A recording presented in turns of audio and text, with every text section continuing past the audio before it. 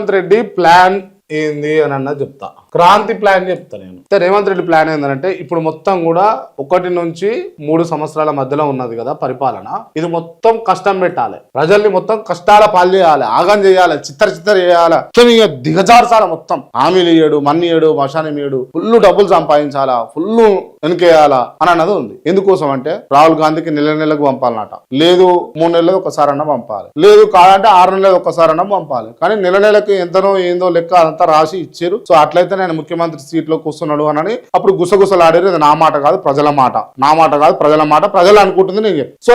So ఇది రేవంత్ రెడ్డికి ఇప్పుడు ఏం చేద్దాం అనుకుంటున్నా అంటే 1 నుంచి 2 సంవత్సరాల దాకా ప్రజలందరినీ కష్టాలు పెట్టాలి. కష్టాలు పెట్టినాక ఇక 4వ సంవత్సరంలో ఏం చేస్తాడు అని అంటే స్కీమ్స్ అన్ని ఇంప్లిమెంటేషన్ అవుతాయి. 2500 వస్తాయి, స్కూటీలు వస్తాయి, తులమంగారం వస్తుంది, రైతు భరోసా వస్తుంది, అన్ని వస్తాయి. అన్ని దళిత బంధు కావాలంటే పెట్టేస్తాడు. కేసీఆర్ 10 లక్షలు ఇచ్చిండా, ఈయన 20 లక్షలు ఇచ్చినా ఇస్తాడు. ఇప్పుడు 4వ సంవత్సరంలో 4వ సంవత్సరం 5 ఏళ్ల పాలన కదా, 2 ఏళ్ళు పూర్తిగా వస్తా ఉంది కదా, ఇక 3 ఏళ్ల దాకా ఇవే కష్టాలు ఉంటాయి. 4వ సంవత్సరంలో ఇక శివరాత్రికి ఏమో 6 నెలల ముందటనో ఏమో ఇక అన్ని మొత్తం ఆల్ టోటల్ ఏది పొలగొట్టు ఉండదు, కులగొట్టు ఉండదు, అన్ని ఇస్తాడు. ఎందుకు చెప్పనా, ఈ లాస్ట్ 5వ సంవత్సరంలో ఎలక్షన్ల హడావిడే ఉంటది కదా, 5వ సంవత్సరంలో ఎలక్షన్ల హడావిడే, 5వ సంవత్సరంలో మొత్తం ఎలక్షన్ల హడావిడే ఉంటది. ఈ 4వ సంవత్సరంలో ఇవన్నీ ఇచ్చేసరికి ప్రజలకు ఏమనిపిస్తుంది అని అంటే, ఆంధ్రప్రదేశ్ లో ఒక నాయకుడు చెప్తా ఉంటాడు, కోడిని పట్టుకొని దాని ఈకలు పీకి పీకి పీకి పీకి పీకి పీకి దాన్ని బోడదాన్ని చేసినాక, బోడ కోడిని చేసినాక అంటే మండుతుంది కదా పీకితే, వచ్చేనేనా బతుకున్న కొన్ని పీకితే కింద గింజలు వేసి వదిలేస్తే ఆ కోడి పోయి బుక్తుందట. అంటే రేవంత్ రెడ్డి ఏం చేసిందంటే 1 నుంచి 3 సంవత్సరాల దాకా పీకి ఈకలు వీకి ఇబ్బంది పెట్టిండు. ఇక 4వ సంవత్సరంలో గింజలు వేస్తాడు. గింజలు వేయగానే నీకేమనిపిస్తుంది, అమ్మ వేసిండ్రా పీక్త వీకిండు కానీ మంచోడేరా, మా ఓనరు మంచోడే అని బెక బుక్కుతుంది. బుక్కిన తర్వాత దమ్మ దమ్మ దమ్మ దమ్మ అని అంటాడు కోడి పాపను. అనగానే కోడి పాప ఆడి చేతులకు వస్తుంది.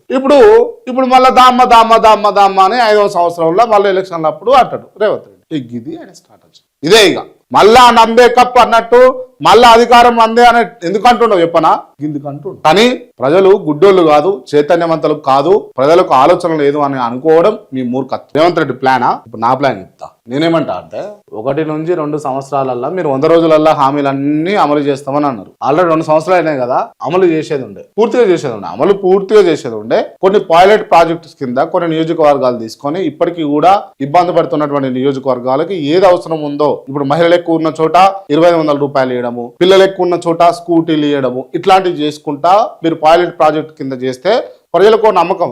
నల్గొండలు ఇచ్చిర్రు మాకు ఖమ్మానికి కూడా వస్తుంది, వరంగల్ ఇచ్చిర్రు మరి కరీంనగర్ కూడా వస్తుంది, ఇట్లా ఆశ ఉంటది. సో చేస్తున్నానన్న ఆలోచన కూడా ప్రజలకు ఉంటుండే. సో అక్కడ మీరు ఫెయిల్ అయిపోయారు. కానీ ఇది చేయాల్సింది. సరే 1 నుంచి 2 సంవత్సరాలు పూర్తయిపోయింది. 3వ సంవత్సరంలో మీరు రాగానే ఇల్లు మొదలు పెట్టింది ఏంది, ఆ స్కామ్ ఈ స్కామ్ అని కేటీఆర్ జైలేద్దామని, ఇళ్ళని జైలేద్దామని, ఆళ్ళని జైలేద్దామని మీరు చూసుకుంటొచ్చారు. దాని మీద టైం వేస్ట్ చేశారు. ఇక్కడ 3వ సంవత్సరంలో ఇది ఇంకా బ్యాక్ అండ్ జరగాల. నిజంగా వాళ్ళు తప్పులు చేస్తే ఆధారాలని వెలికితీసి ఆధారాలతో పట్టుకొని 3వ సంవత్సరంలో వాళ్ళని జైలు పెట్టి, తప్పులు చేస్తే తప్పులు చేసిరని మీ దగ్గర ఆధారాలు, మీ దగ్గర ఫోన్ ట్యాపింగ్ అని అంటారు, ఇంకోటి అంటారు మస్తు అన్నారు కదా, అవన్నీ ఆధారాలు పట్టుకొని పోయి వాళ్ళని తీసుకొని పోయి 3వ సంవత్సరాలు జైలు వేస్తే వాళ్ళు ఉండరు, వాళ్ళకి పని చేసుకోనికి ఉండదు కదా, వాళ్ళకి అప్పుడే జైలు ఉంటారు, అంత ఇబ్బంది అవుతుంది. దాని తర్వాత మీరేం చేశారు అంటే 4వ సంవత్సరంలో ఇంకొంత పూర్తి స్థాయిగా మీరు ఇచ్చినట్టుగా 100% అమలు చేసింది. ఇక 5వ సంవత్సరంలో మీరు తడిగుడ్డేసుకొని, మీ నాయకులు మీరంతా కూడా తడిగుడ్డేసుకొని మీరు హైదరాబాద్ లోనే మీకు ఇచ్చినటువంటి